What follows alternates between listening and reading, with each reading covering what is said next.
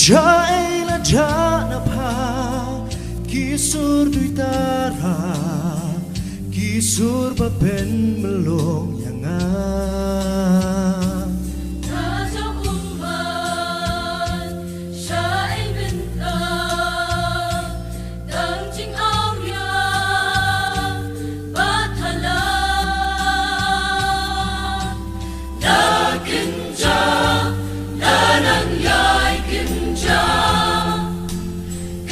Jingsuk hakari na ginja lanang yai ginja ka jingsnan hakari kun samla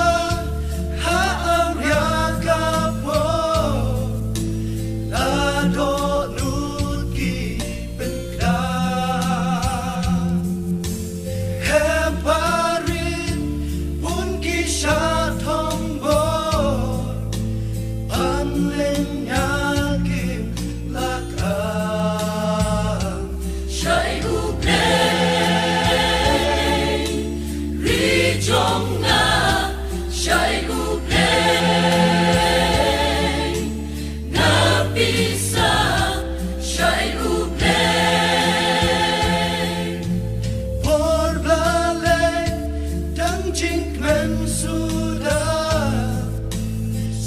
She sin but not quite.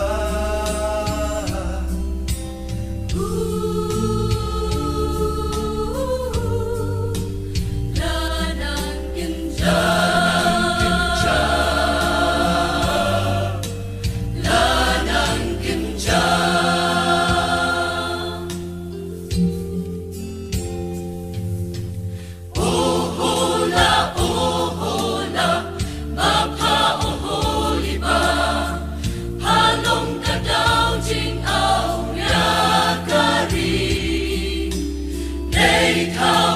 Jing qua prai kat ni ko chan tin rim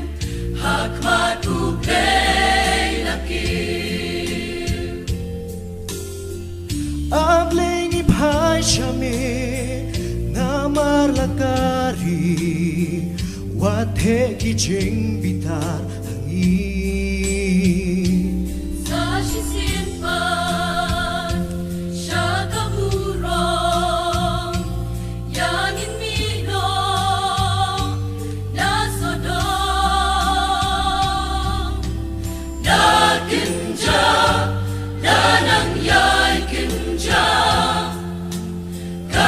Jingsuk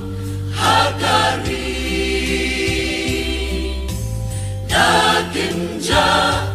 lanang yai ginja ka jingsnan hakari kun samla haarya kapo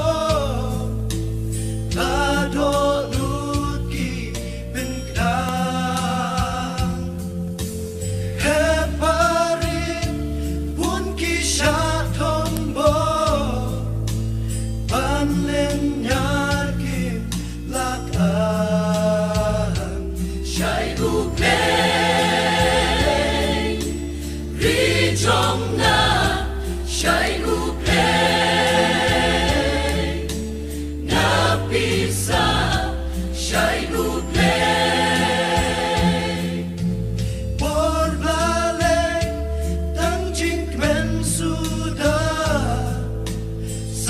She